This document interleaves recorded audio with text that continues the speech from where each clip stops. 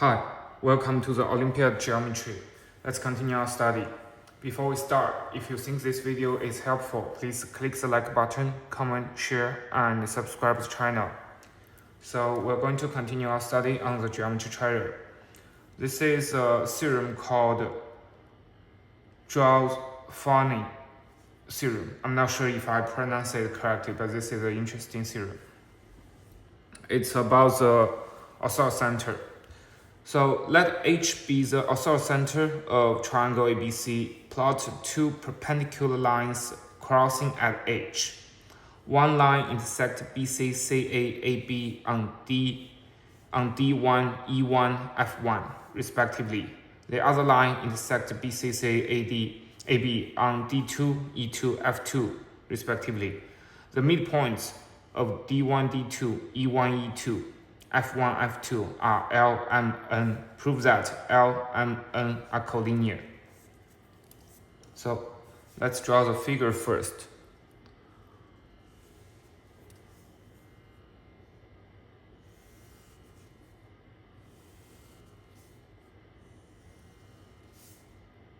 This is our triangle A, B, C. We find the orthocenter. So call this as D.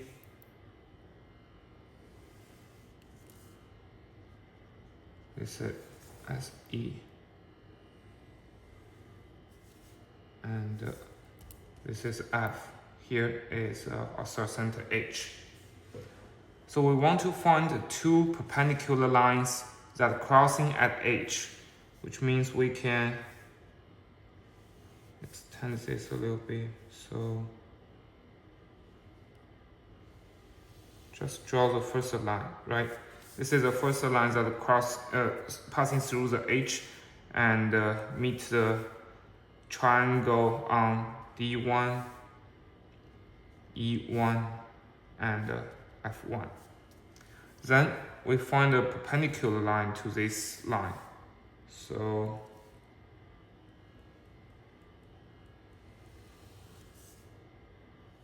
it looks like this. Then intersect the three sides of the triangle on D2, E2, and F2. Now we want to find the midpoint of D1, D2, so let me draw it here, which would be here. We call it L, right? And we want to find the midpoint of E1, E2.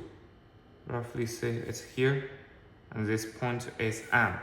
We find the midpoint of F2, F1. So roughly say it's here. We call it N. We want to prove that L, M, N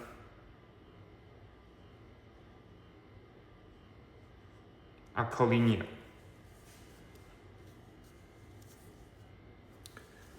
Okay, we want to prove that L, M, N are collinear.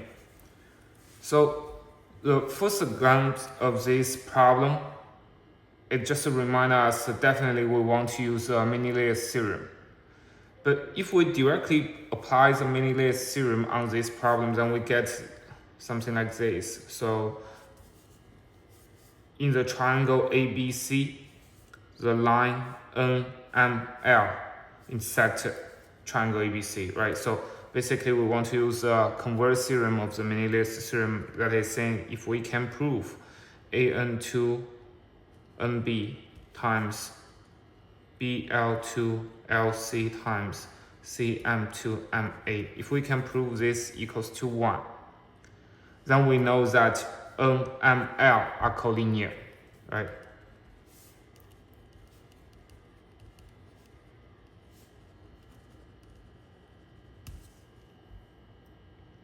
But how we get AN to NB, BL to LC, and CM to MA? How can we get the ratio of this?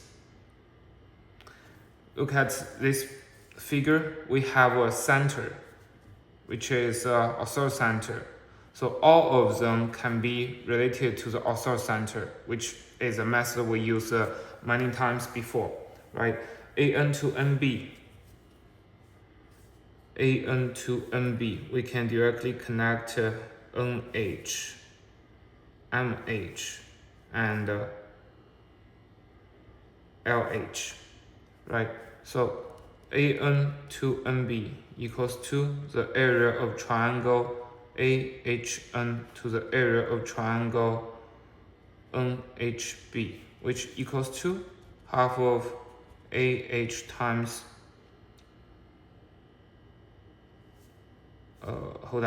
AN to NB, right?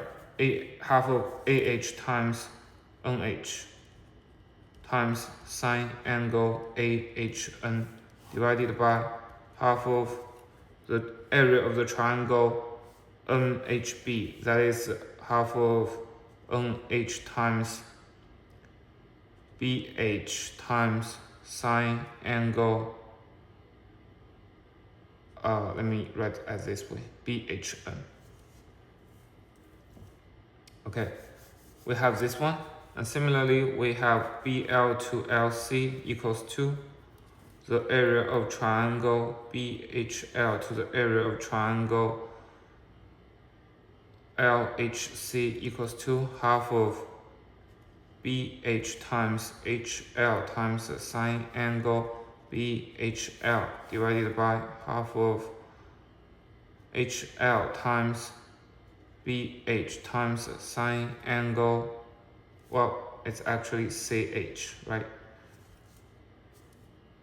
LHC, so CH times LH times sine angle CHL. And we have CM to MA equals to the area of triangle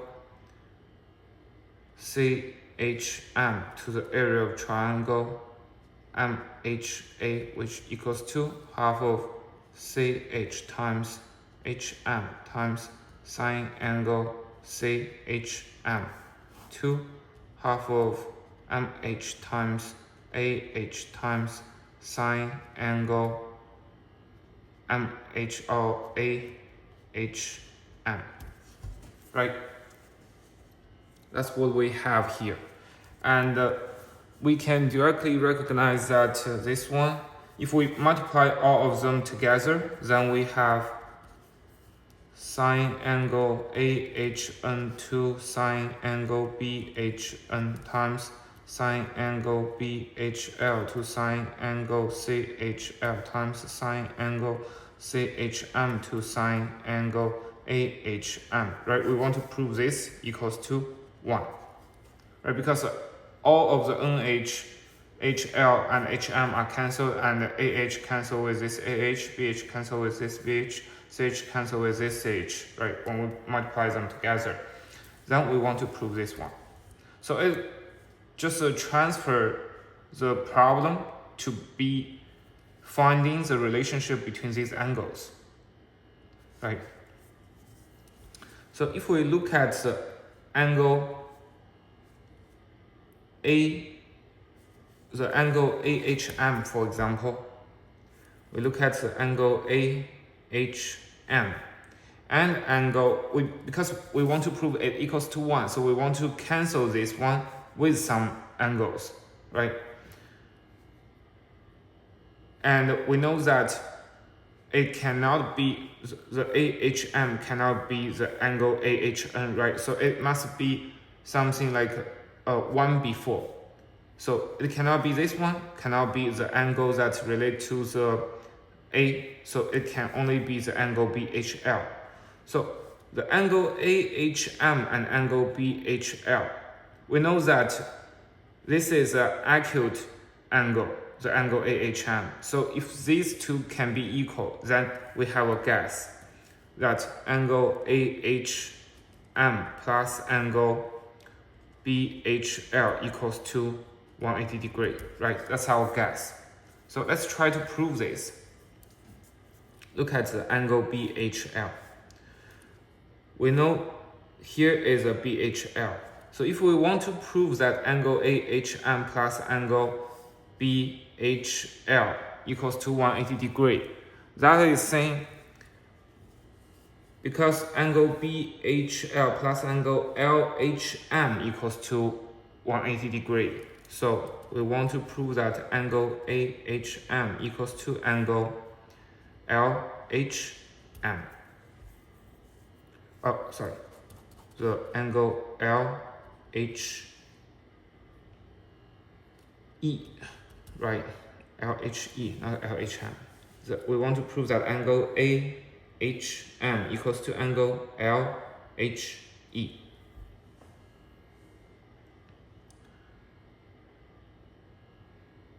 Then this is an interesting problem. So if we want to prove that angle LHE, look at here, LHE equals to angle AHM, we have to think how can we split this angle, right? The angle LHE, this one. So the angle LHE equals to angle LHD2 plus angle E2HE. Right. The reason I want to do this split because that we know L is a midpoint of D1, D2. So if we can separate the angle LHD2 from the angle LHE, then we directly know that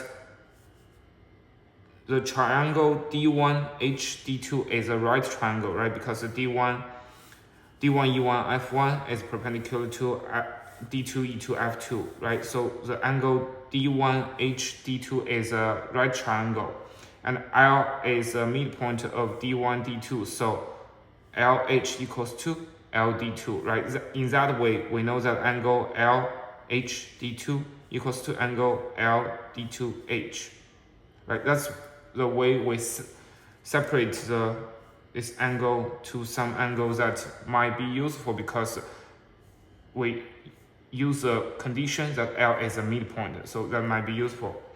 Let me just mark this angle here, so we know it equals to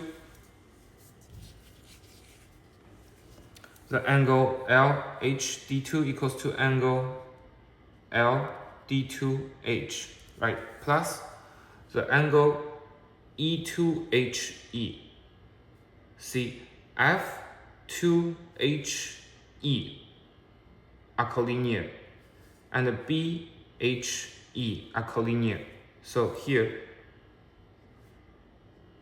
the angle E2HE equals to angle BHF2, right? So it equals to this one plus angle BHF2.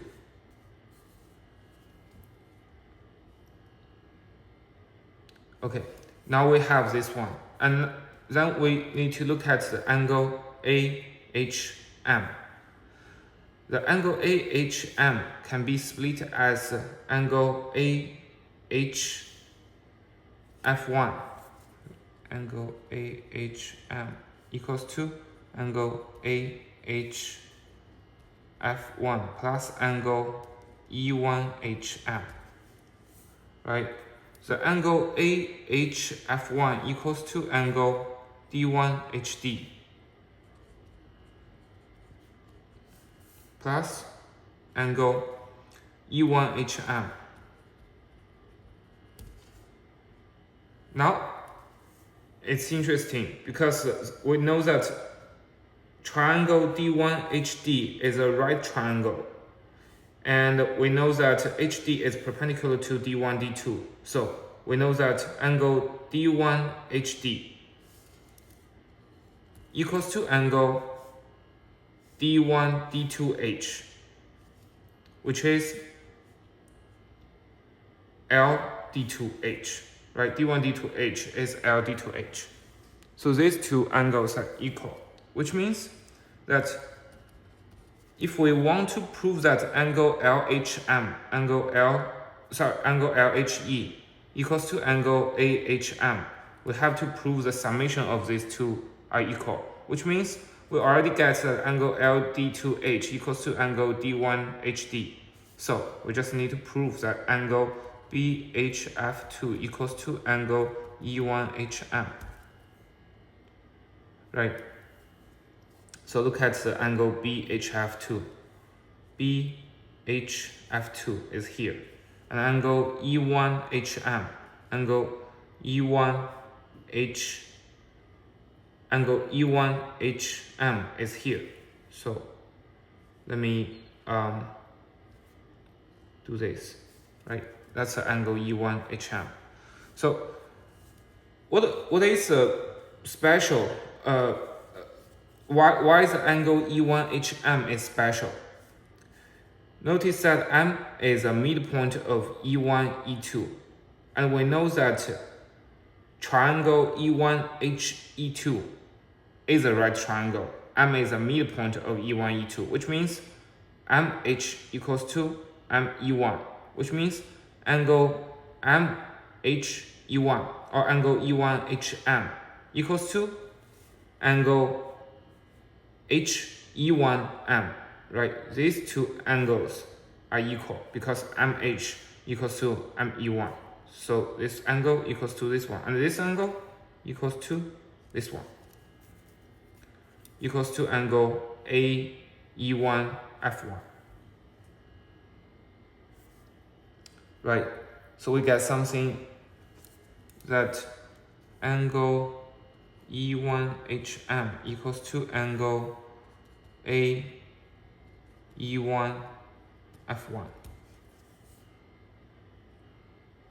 Right, angle E1HM equals to angle AE1F1, and which can be rewritten as angle BAC minus angle AF1E1. Right, this angle equals to this one minus this one. Right, this one minus this one. And we know that triangle F2H-F1 is a right triangle. And because HF is perpendicular to F1, F2, we know that angle AF1E1 can be rewritten as angle AF1H, which is angle angle F2HF, right?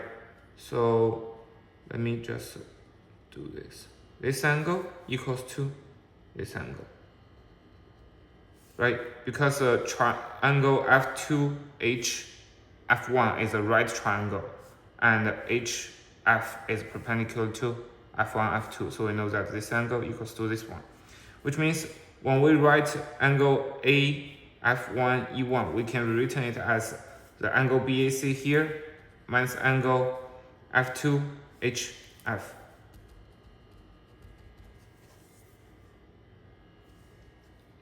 Right?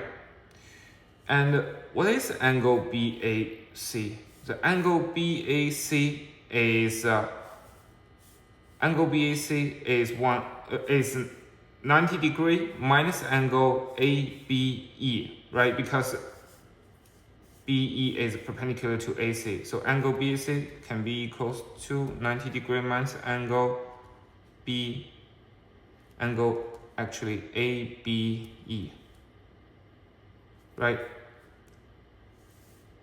90 degree minus angle ABE, that is angle BAC, and then minus angle F2HF. So 90 degree minus angle ABE. Angle ABE is angle FBH, right?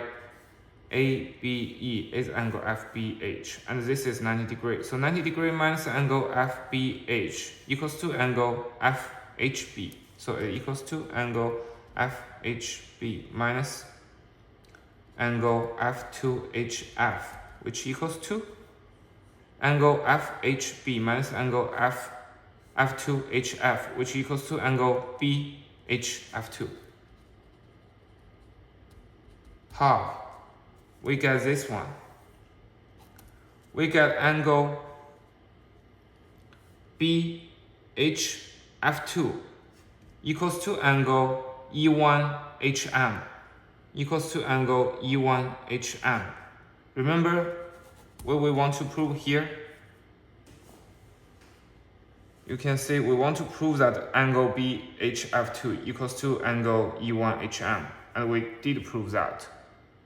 So for now, you may already forget what we are trying to do. We're trying to prove that the angle AHM plus angle BHL equals to 180 degrees. And we just did that. In that case, we know that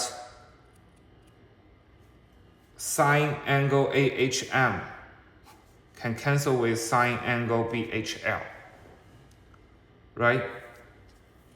And what about the next one? So see, this one is finding the one in front of it, right? So for the angle CHL, we must find the angle AHN. And look at the angle CHL and AHN. We want to prove that they are equal, right? So the angle CHL and angle AHN,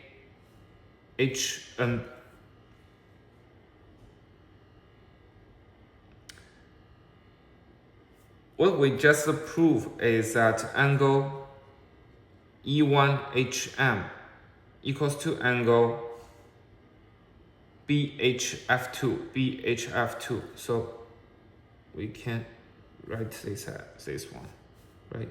As this one, as this one.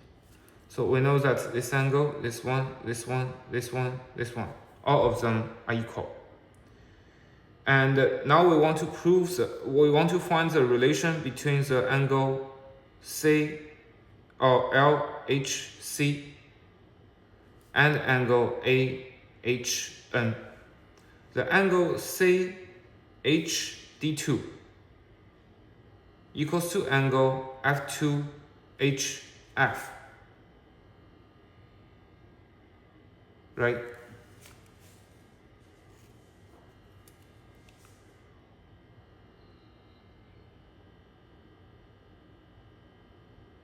Let me see. So this one also equals to this one equals to this one here. Yeah. The angle CHD2 equals to CHD2, because FHC are collinear, F2HD2 are collinear, so angle CHD2 equals to angle F2HF, right? This angle equals to this one, and we know that this one equals to this one. And angle LHD2 equals to angle D1HD, right? LHD2 equals to LD2H equals to angle D1HD equals to angle AHF1. So we want to prove that, we want to find the angle CHL. The angle CHL equals to angle CHD2 minus angle CHD2 minus angle LHD2, which equals to angle F2HF minus angle AHF1, right? And angle F2HF equals to angle AF1H, and it also equals to angle NHF1, right? Because N is the midpoint of the right triangle F2, F1H. So it equals to angle NHF1 minus angle AHF1, which equals to angle AHN. So we just prove that angle CHL equals to angle AHN. And then we know that these two can be cancelled. For the next one, the angle CHM, and angle BHN, we can use a similar way to prove that the summation of CHM and BHN is 180 degrees. Okay.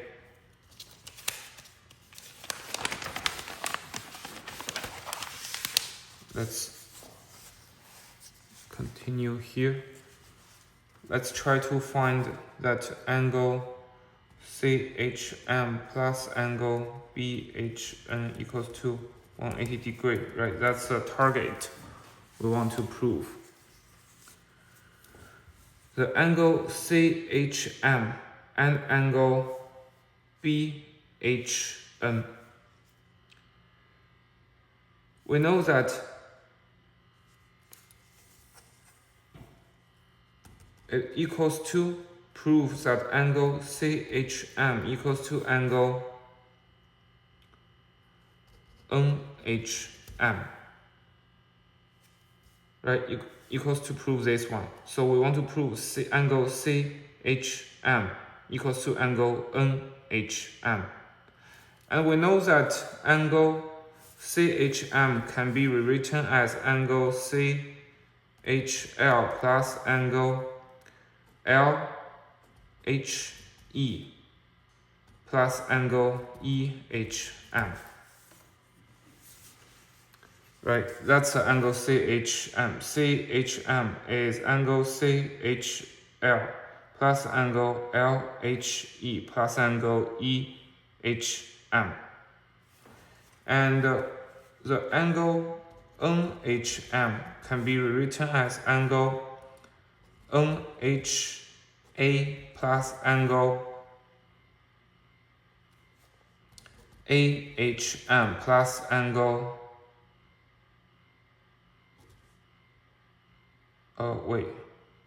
we want to prove that BHN, actually it's NHE, right? NHE, not NHM, it's NHE. So, because angle BHN plus angle NHE equals to 180 degrees, so we want to prove that angle CHM equals to angle NHE. And angle NHE equals to angle NHA plus angle AHM plus angle MHE. And we just proved that angle CHL equals to angle NHA and angle LHE equals to angle AHM, right? In the first, we proved that angle AHM equals to angle LHE. So we proved this one, and angle EHM is angle MHE. So we know that this is true, which means the angle CHM plus angle BHN equals to 180 degrees.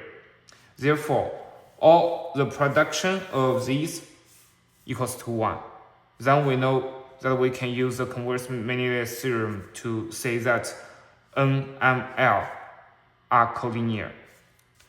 Okay, so this is a problem that's related to the author center, but it's also a problem related to the Menelaus theorem. And I think this is a very interesting review for the Menelaus theorem. I hope you like this video. See you in next one. Thank you.